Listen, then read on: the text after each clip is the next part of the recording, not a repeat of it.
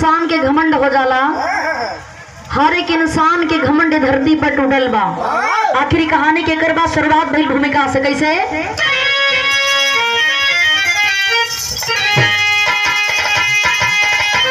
कड़ी धूप कानन में महाकवि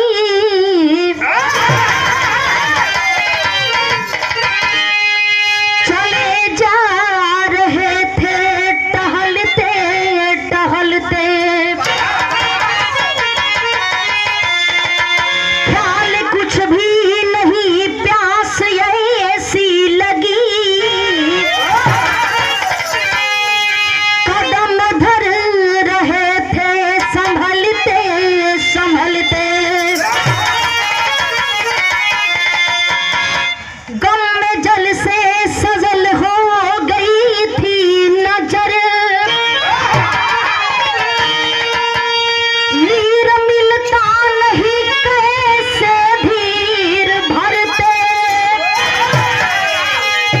घड़ा लेकर ग्वालिन दिखी,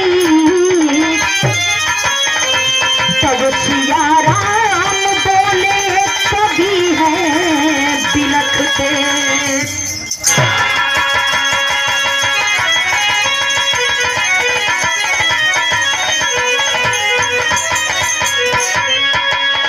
गौर करेंगे कालिदास के बड़ा अपने ऊपर घमंड बा कि हमरे जैसन ज्ञानी दुनिया में कोई नहीं बा, हमसे बढ़ियार कवि हमसे बढ़ियार ज्ञानी धरती पर कोई नहीं हो। एक दिन की बात है, कालिदास जी पूरे घमंड में चूर हैं और देखें किसी काम से घने जंगल की ओर निकल पड़ते हैं। जब जंगल की तरफ निकल पड़न बाबू धीरे धीरे 2 घंटा 3 घंटा बीतल बा, अचानक जब जंगल के बीचों बीच पहुंचलन हा तो कालिदास जी के प्यास लगल हो। जब प्यास लगल देखिए घमंड में चूर है कालिदास जी, तो होता क्या है मास्टर, एक लाइन गजल के अंदाज लगल, क्या बात है।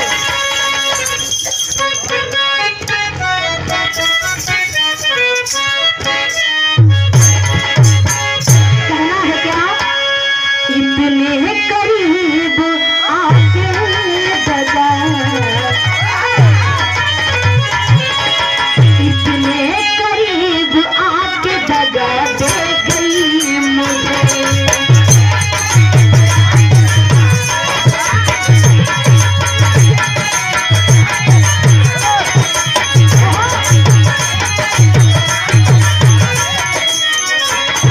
लेकिन भाव में कहना है क्या, गुरूर में इंसान को इंसान ना दिखे,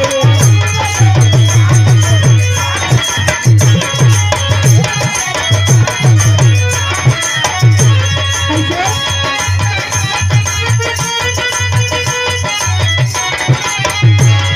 गुरूर में इंसान को इंसान ना दिखे,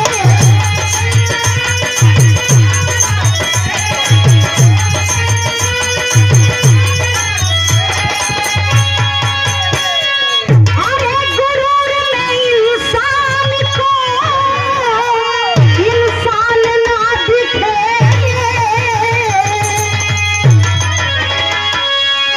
हमेशा आपको बना करके रखे, हर एक मोड़ पे तरक्की मिले। बहुत बहुत धन्यवाद। लेकिन कहना है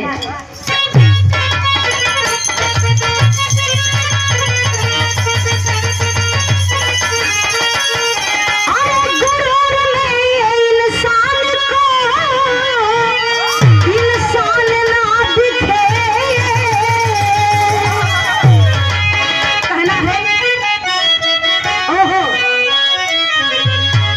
छत पे चढ़ा तो जैसे इंसान ना दिखे,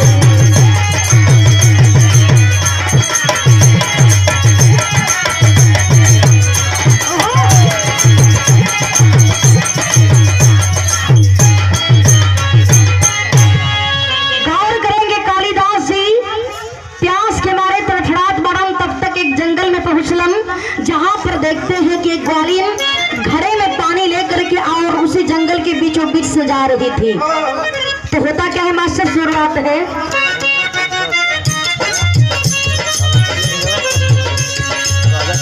कहे नारी बताना अपना नाम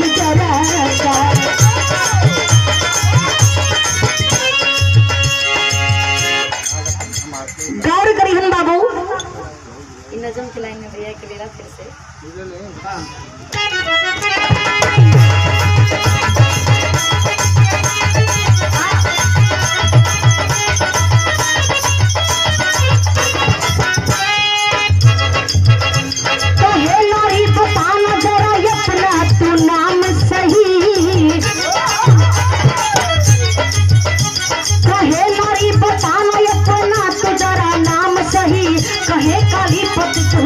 मेरे हसान यही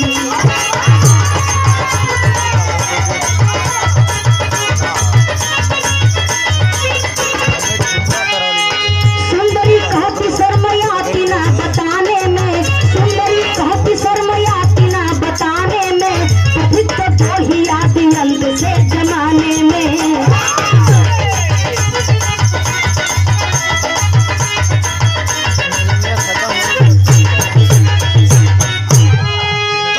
गौर करेंगे, जंगल के बीचों बीच एक ग्वालिन घड़े में पानी लेकर के जा रही थी। तब तक कालिदास प्यास के मारे तड़फड़ा रहे थे।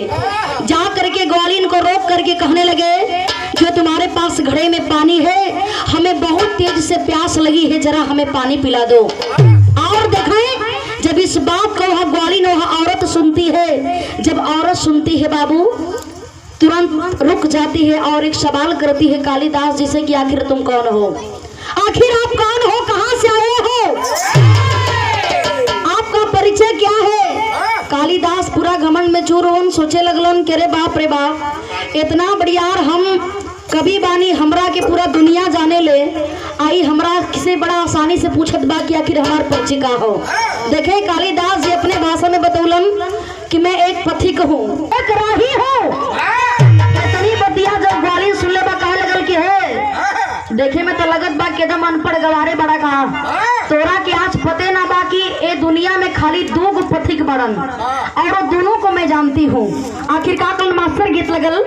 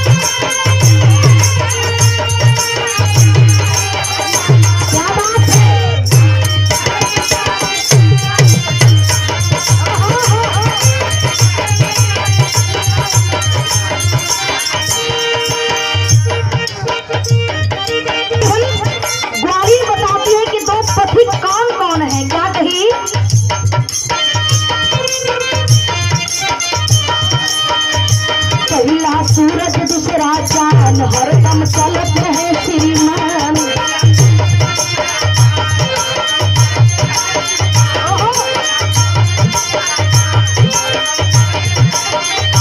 पहला सूरज दूसरा चांद हरदम चलत रहे श्रीमान। जान के झुक गई काली के गर्दन।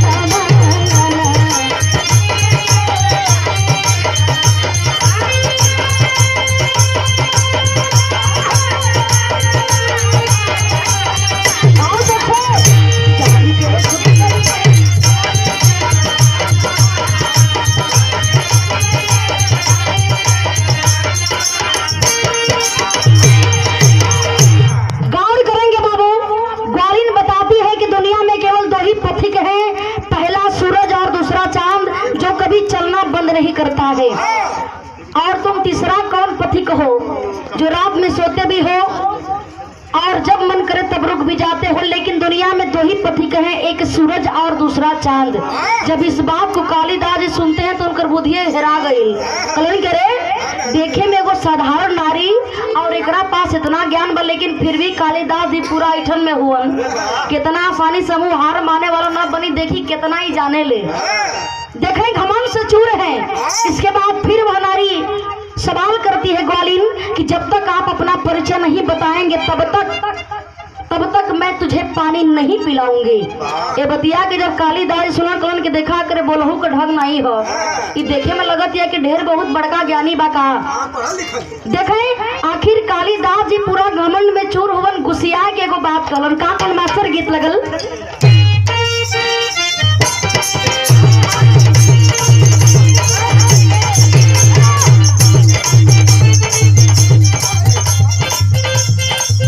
गीत के लाइन हो। कोनो दुल्हन कहले रहल खाली फुसलाई के करवला कटनिया हो, खाली फुसलाई के करवला कटनिया हो, कहीं के दिया वाला ना दुल्हनिया।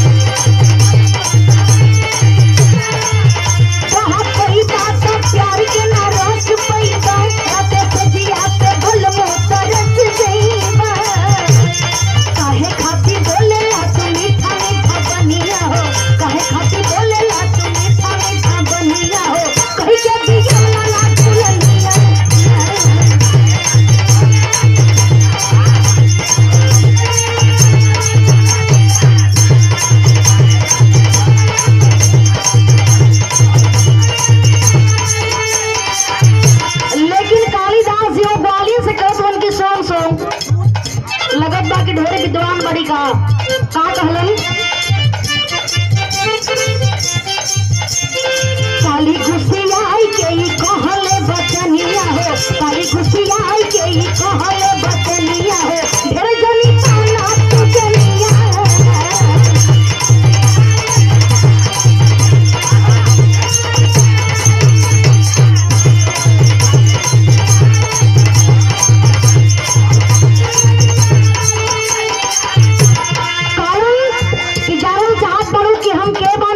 सुना का कहलन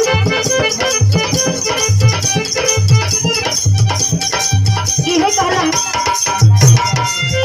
यही जंगल में तोहर मकान गोरिया, तब समझा हमें मेहमान गोरिया।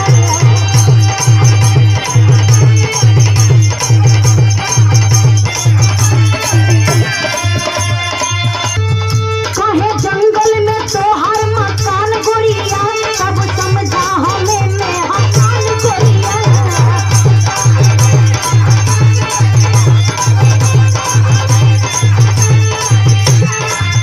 अरे जन्मा बचाइला तू मान के कहानिया हो, जन्मा बचाइला तू जान के कहानिया हो, जब जनी पाना तू जनिया।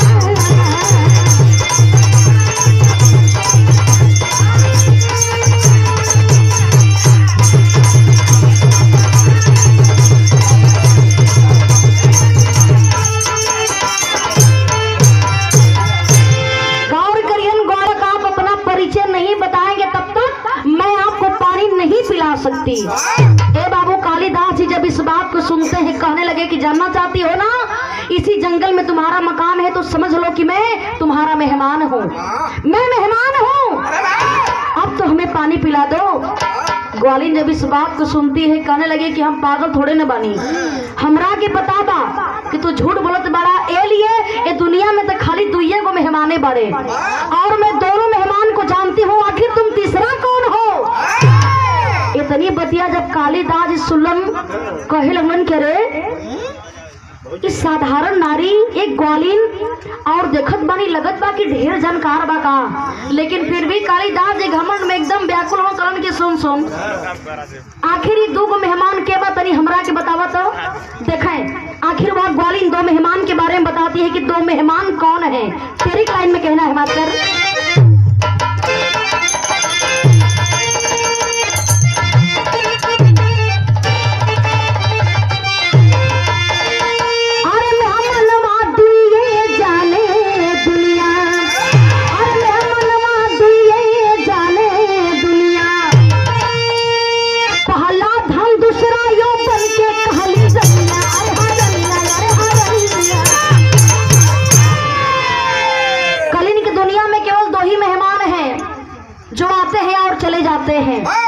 पहला मेहमान धन यानी पैसा और दूसरा मेहमान है ये जवानी। जवानी एक बार आती है फिर दोबारा नहीं आती, पैसा आता है चला जाता है। केवल यही दो मेहमान है, आखिर तुम तीसरा मेहमान कौन हो?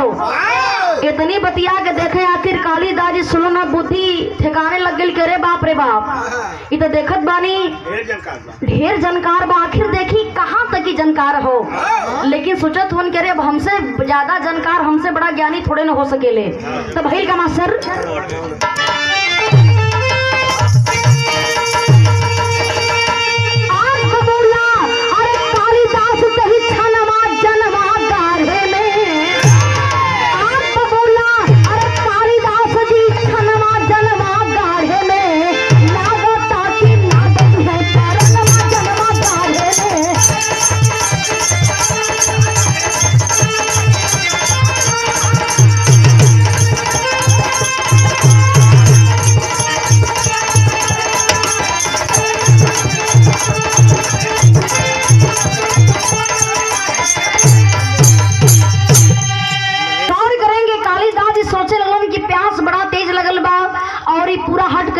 जब तक हमरे सवाल के जवाब न देबा, आखिर तू के बड़ा अपन परिचय न बतीबा तब तक हम पानी न पिलाई। अरे हम इतना मामूली इंसान थोड़े न बड़ी, कितना आसानी से हम हार मान जाइए और इनकरा के हम बता दी कि हम के बानी। देखो बाबू, जब इस बात को कालिदास जी सुनते कहने लगे कि जानना चाहते हो कि मैं कौन हूँ? हमारा नाम सहनशील है, मैं सहनशील हूँ। बतिया के देखा है जब वो ग्वालिन सुनती है बाबू डांट करके बोली, अरे नादान तू बिल्कुल गवार है, तुझे पता नहीं है कि दुनिया में सहनशील तो केवल दो ही है, आखिर तू तीसरा कौन है? इस दुनिया में सहनशील केवल दो ही है, तू तीसरा कौन है? कालिदास जी कलन के रे बाप रे बाप, ये तो बड़ी तेज बा भाई। हम खाली बोलत बानी, एकरे बाद तुरंत एक जवाब भी सोच के रख ले हो। देखें आखिर वह ग्वालिन बताती है कि दो सहनशील कौन है। क्या कहती है मास्टर आल्हा के लाइन में?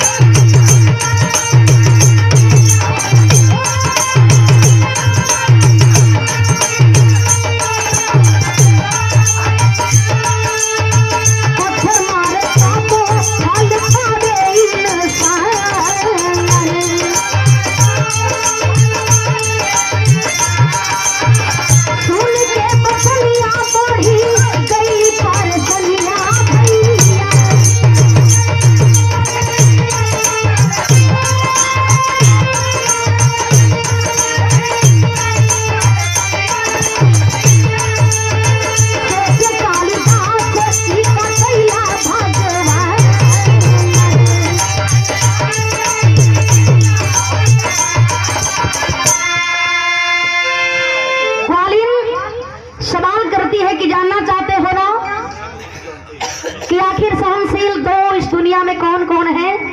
और इस दुनिया में तो केवल दो ही सहनशील है। आखिर तू तीसरा कहां से आ गया? तुझे पता नहीं है? पहला सहनशील तो ये धरती माँ है, जो इसी धरती पर पाप करने वाले भी हैं, पुण्य करने वाले भी हैं, दुराचारी हैं, पापी हैं और अच्छे लोग भी हैं, जो सबको लेकर के धरती माँ झेलने का काम करती है। और दूसरा सहनशील पेड़ है, जो पेड़ पर चाहे कितना हो पत्थर मारो लेकिन फिर भी वह पेड़ छाया भी देती है और फल भी देने का काम करती है। ए बाबू जब इतनी बतिया के कालिदास जी सुनलन हक कहे ललन के रे बाप रे बाप आखिर हम कहाँ फंस गए। आप देख रहे आगे कोनो जवाबे नहीं बा। कलन के देखो ग्वालिन हमें पानी पिला दो नहीं तो मैं प्यास से मर जाऊंगा। जब इस बात को ग्वालिन सुनती है कहने लगी कि बस मैं ही जानना चाहती हूँ कि आखिर आप कौन है, हमें साफ साफ बता दीजिए, मैं पानी पिलाने के लिए तैयार हूँ। इतनी बतिया जब कालिदास सुना कलन के सुना भाई हाँ इतना जल्दी हार न मानो। देखे फिर तुरंत तत्काल ही कालिदास जी बताते क्या है मास्टर?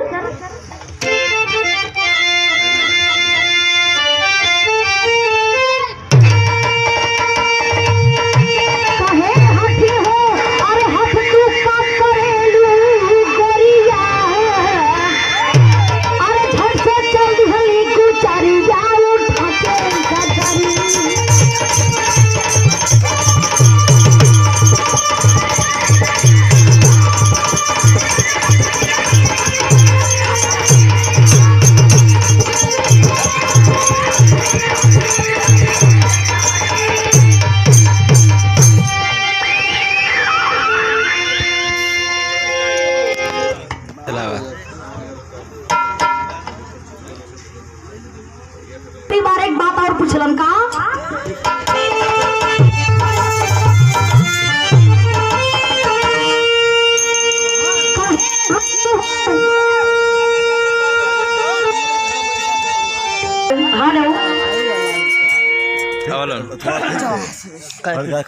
हेलो हेलो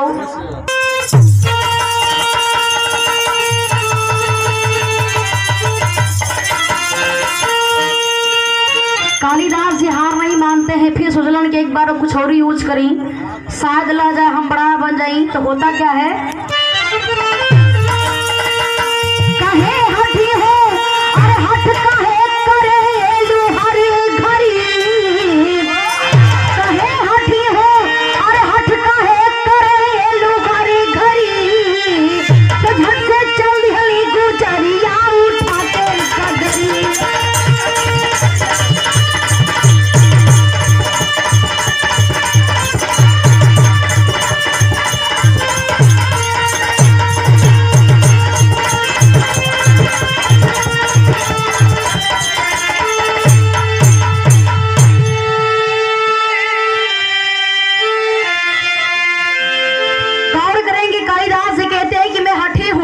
जब इतनी बतिया के ग्वालिन सुन ले बा कहे लगल के रे बाप रे बाप हम तोरा के कितनो सजाई लेकिन तोरे समझ में अइबे ना करी।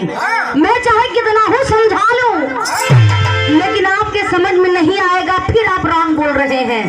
तोरा के पता बा ये दुनिया में मात्र दो ही हठी है जी, दो जो दोनों को मैं जानती हूँ। मात्र दो ही हठी है, दोनों को मैं जानती हूँ। इस बात को देखें जब कालिदास जी सुना कलन के रे बाप जो लास्ट हमरे पास बचल रहा उहो हम कह दिली लगत बा कि उहो जानत बे हर बात बता दी ताकि हम का करब। देखें ग्वालिन बताती है कि जानना चाहते हैं कि दुनिया में मात्र दो ही हड्डी है और कौन है? एक नाखून है और दूसरा केस है। नाखून को कितना हो काटते रहेंगे बाबू, मर गिला के बाद भी नाखून बाल बढ़ेला। एक नाखून है और एक बाल है जो कभी भी हार मानता ही नहीं है। ये दोनों से हठी तो थोड़े बड़ा। ए बाबू जब इतनी बात को कालिदास जी सुनते हैं समझ गए कि लगता है कि ये औरत कोई साधारण नारी नहीं है। औरत कोई साधारण नारी नहीं है। हाथ जोड़ करके चरण में गिर जाते हैं कालिदास जी और कहते हैं कि एक बात बताइए कि आखिर आप कौन हैं? आखिर आप कौन हैं?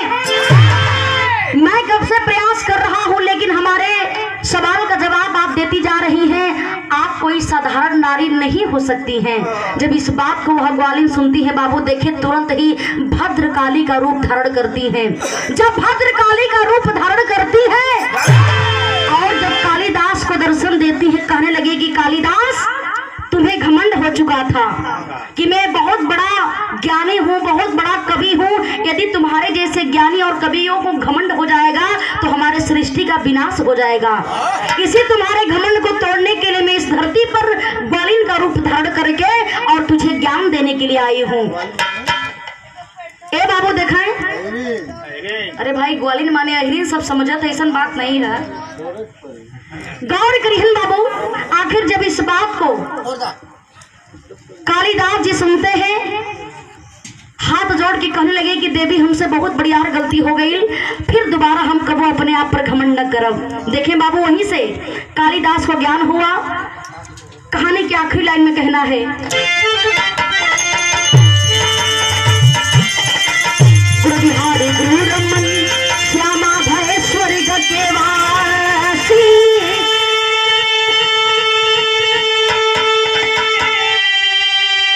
भोला भरत विश्वनाथ अरे सिया राम अभिलाषी।